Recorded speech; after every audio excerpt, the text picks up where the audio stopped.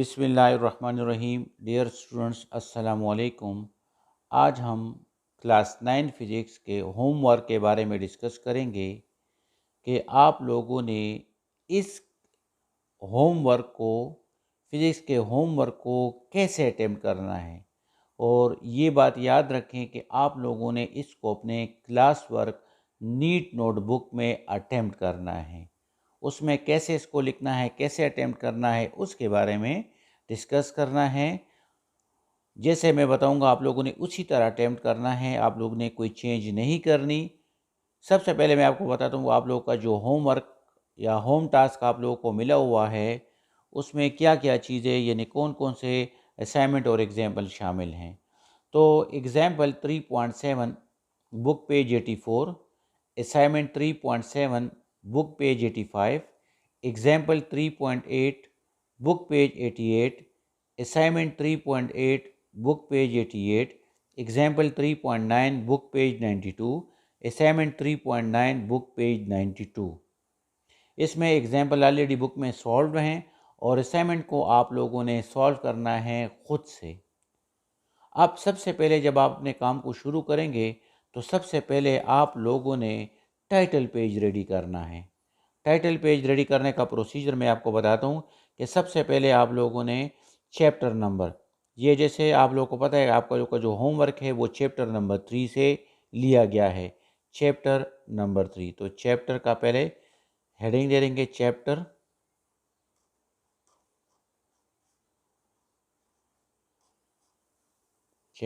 Number 3। Chapter का नाम है डायनामिक्स।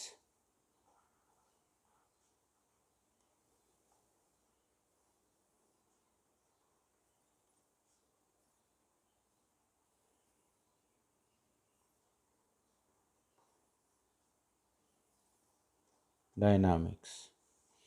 अब इसके बाद हमने एग्जाम्पल्स और असाइनमेंट लिखने। एग्जाम्पल्स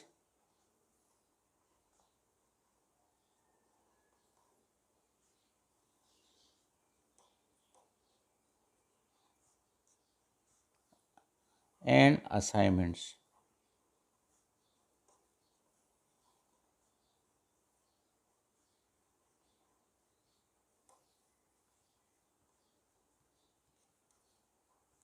अब इसको हमने ब्लॉक में इनक्लोज करना है। इसको ब्लॉक में बंद करते हैं, ब्लॉक में इनक्लोज करते हैं।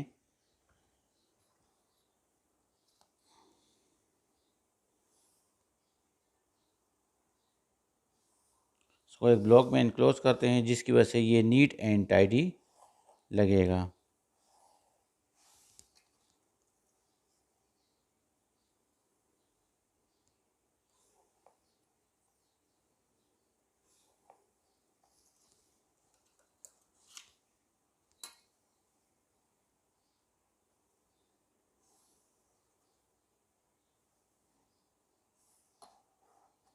स्टेटमेंट को भी अंडरलाइन कर दें पेंसिल, या पेंसिल के अलावा आप इसको पॉइंटर की मदद से कर सकते हैं, इससे आपका काम काफ़ी नीट लगेगा। इस डायनामिक वर्ड को आप कैपिटल वर्ड में भी लिख सकते हैं और स्मॉल लेटर्स में भी लिख सकते हैं। ये मैंने इनको अंडरलाइन कर दिया है। अब इसके बाद ये अंडरलाइनिंग इसकी होगी। इसके बाद अगले पेज के ऊपर आप लोग ऐसे करेंगे कि आप लोगों ने यहाँ पे सबसे पहले टॉप के ऊपर फिज़िक्स और यहाँ की डेट, सपोज कोई डेट है 25, 4 एंड 21। इसके बाद आप लोग जो चीज़ आप लोगों ने लिखनी है, फॉर एग्जांपल आप लोगों ने यहाँ पे एग्जांपल 3.7 को लिखना है यानी सॉल्व करना है। तो सबसे पहले ऐसे करते हैं कि एग्जांपल 3.7 उसकी statement, Ayesha pushes a newly bought deep freezer of mass of 120 kg packed in wood across a wooden floor. Part A है, she applies a 400 Newton force to set it moving. What is the coefficient of static friction? Part B, then she make it move with a constant speed by applying a force of 350 Newton. What is the coefficient of kinetic friction? अब इसको solve करते हैं। तो सबसे पहले क्या करेंगे, heading दे देंगे। हम हेडिंग दे देते हैं सबसे पहले हेडिंग एग्जाम्पल,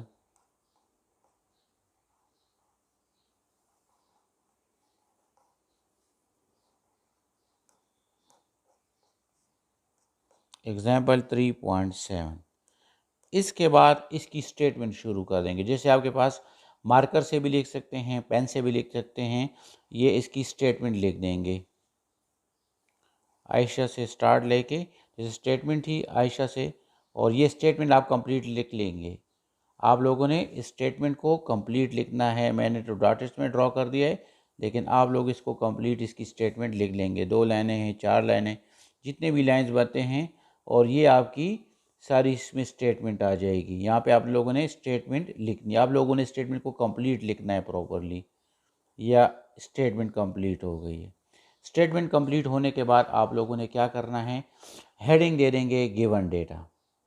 इसके बाद गिवन डेटा, गिवन डेटा की हेडिंग दे देंगे। ये हमने दे दिया है गिवन डेटा, गिवन डेटा की हेडिंग दे दी, ठीक है। गिवन डेटा हेडिंग देने के बाद जो बुक में इंफॉर्मेशन गिवन, जैसे यहाँ पे गिवन डेटा हमारा है मास, मास गिवन है, तो मास हमारे पास है mass is equal to m which is equal to 120 kg, ये हमारा मास। और सब हमारे पास जो सिर्फ मास गिवन है, और इसके अलावा कोई इन्फॉर्मेशन, फोर्स जो अप्लाई किया गया है पार्ट ए के लिए, फोर्स अप्लाई किया गया है, फोर्स पार्ट ए के लिए हमारे पास अप्लाइड फोर्स है जो कि coefficient of fraction force static fraction force के भी बराबर है, और इसको एफ भी ले सकते हैं। ये हमारा हो गया है 400 न्यूटन। और सेकंड हमारे पास पार्ट बी के लिए जो फोर्स काइनेटिक फ्रैक्शन गिवन है, kinetic friction F is equal to, वो हमारे साथ इक्वल है 350 न्यूटन, 350 न्यूटन। अब ये गिवन डेटा हमारा हो गया। गिवन डेटा के बाद हमारे पास रिक्वायर्ड डेटा के हमसे रिक्वायर्ड क्या है, क्या हमसे मांगा हुआ है, तो उसकी हेडिंग दे देंगे रिक्वायर्ड डेटा।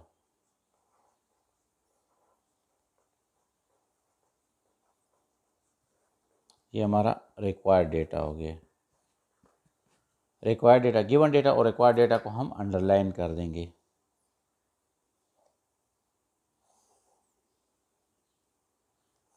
ये हमने इसको अंडरलाइन कर दिए।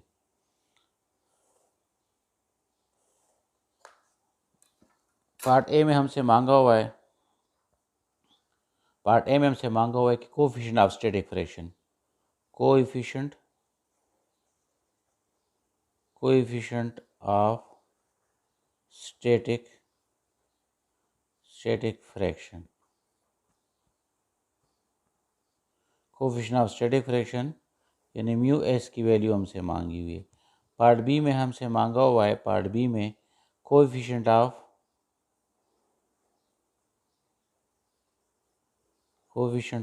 Kinetic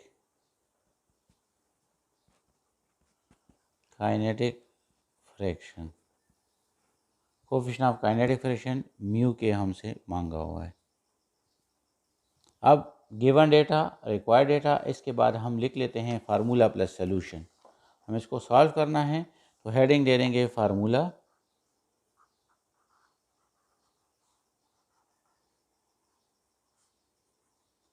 plus solution. ये हमने फार्मूला प्लस, और इसको हम अंडरलाइन कर दें। Formula plus solution. अब पार्ट ए के लिए लिखते हैं कोएफिशिएंट ऑफ स्टैटिक फ्रैक्शन को हम फाइंड करते हैं। कोएफिशिएंट ऑफ स्टैटिक फ्रैक्शन को फाइंड आउट करने के लिए हमारे पास जो फार्मूला है, हम डायरेक्ट भी लिख सकते हैं, सॉल्व करके भी लिख सकते हैं। जो डायरेक्ट लिख सकते हैं, mu S is equal to F S divided by F N. अब एफ एन जो है वो नॉर्मल फोर्स है, where Fn is normal force, where Fn is equal to normal force which is equal to weight force।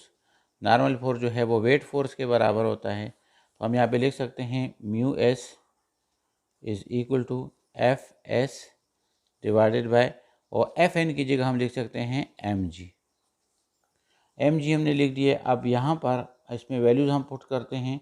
Mu S is equal to F S की value है F S की value है part 1 में 400 Newton, और M G की मास की value जो है वो गिवन है वो 120 किलोग्राम, और जी की वैल्यू आपको पता है 9.8 मीटर पर सेकंड स्क्वायर। अब म्यू एस इन दोनों को सिंप्लीफाई करते हैं, और सिंप्लीफाई करने के बाद जो हमारा रिजल्ट आता है वो 0.34 आ जाएगा। ये एक रेशो है, इसका कोई यूनिट नहीं है, इसलिए यहाँ पर हमने इसके साथ कोई यूनिट नहीं लगाया। अब इसके बाद हम पार्ट बी सॉल्व करते हैं। पार्ट बी को सॉल्व करते हैं। पार्ट बी में हमसे मांगा हुआ है coefficient of kinetic fraction. Coefficient of kinetic fraction, उसके लिए जो फार्मूला है हमारे पास, म्यू के इज़ इक्वल टू एफ के डिवाइडेड बाय एफ एन। अब म्यू के आपको पता है, उसी तरह हम लिखते हैं, इसको अगर इक्वेशन नंबर 3 का नाम मैं देता हूँ, और वेयर एफ एन का हमें पता है कि F N is equal to weight force which is equal to M G. उसी तरह इसको इक्वेशन नंबर 4 का नाम देते हैं, और यहाँ पर म्यू के की वैल्यू आ जाएगी, म्यू के इज़ इक्वल टू एफ के की वैल्यू ऑलरेडी अपनी जगह पे आ जाएगी, और एफ एन की जगह आ जाएगा एम जी लिख देते हैं। इसको इक्वेशन नंबर भी दे सकते हैं, इसमें वैल्यूज़ आप पुट करते हैं, तो जो वैल्यूज़ गिवन है वो वैल्यूज़ हम पुट कर देते हैं।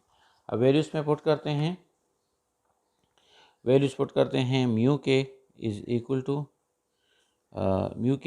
टू एफ के की जो वैल्यू है वो 350 न्यूटन है, तो 350 न्यूटन आ जाएगी, और दूसरे की वैल्यू जो हमने 120, एफ एन की वैल्यू की जगह हमने एम जी लगा दी है, और एम जी में हमारे पास एम की वैल्यू है 120 किलोग्राम, और जी की वैल्यू आपको पता है 9.8 मीटर पर सेकंड स्क्वायर के इक्वल है,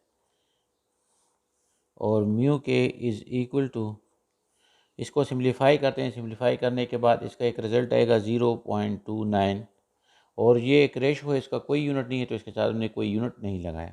अब जब आप ये सॉल्व कर लेंगे तो आप लोग इसके साथ क्या, ये आपका रिज़ल्ट आ जाएगा, रिज़ल्ट, क्योंकि दो हैं तो आप लोग रिजल्ट्स लिख सकते हैं, और इस हेडिंग को अंडरलाइन कर देंगे, और पार्ट ए में आंसर लिख देंगे। पार्ट ए का आंसर हमारे पास mu S is equal to, आपको पता है 0.340, और इसका यूनिट नहीं होता, और इस तरह पार्ट बी हमारे पास है म्यू के विच इज़ इक्वल टू 0.29, और इसके बाद हम क्या कर लेंगे, आपको पता है जब क्वेश्चन फिनिश हो जाएगा आपने इसको एंडिंग लाइन जो है वो ड्रॉ करनी है, तो इसका हम एंडिंग लाइन ड्रॉ कर देते हैं, और इसके बाद आप लोग क्या करेंगे, इसी तरह अपना सेकंड क्वेश्चन जो है वो शुरू कर लेंगे। जो आपका सेकंड पार्ट है, सेकंड क्वेश्चन है, उसको शुरू कर लेंगे।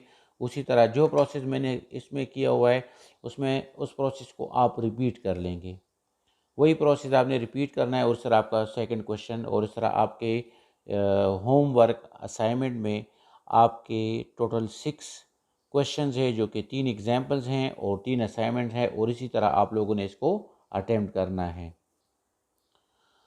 डियर स्टूडेंट्स, आपके 6 क्वेश्चन, जिसमें 3 एग्जाम्पल और 3 असाइनमेंट हैं, जिसमें एक मैंने आपको सॉल्व करके दे दिया है, और बाकी जितने भी रिमेनिंग 5 क्वेश्चंस हैं वो तमाम के तमाम उनके स्टेप्स आप लोगों ने ऐसे परफॉर्म करने। इनके गिवन डेटा, रिक्वायर्ड डेटा और फार्मूले, ये सारे की सारी चीज़ें आपस में चेंज हो जाएंगी, लेकिन स्टेप्स आप लोगों ने इसी तरह मेंटेन रखना है। और ये ना सिर्फ आपके इस चैप्टर के लिए, बल्कि इस बुक में जितने भी चैप्टर हैं जहाँ पे एग्जाम्पल, असाइनमेंट्स, न्यूमेरिकल्स, जितनी भी चीज़ें हैं, तमाम की तमाम आप लोगों ने इसी तरह अटेम्प्ट करनी है। थैंक यू बेटा।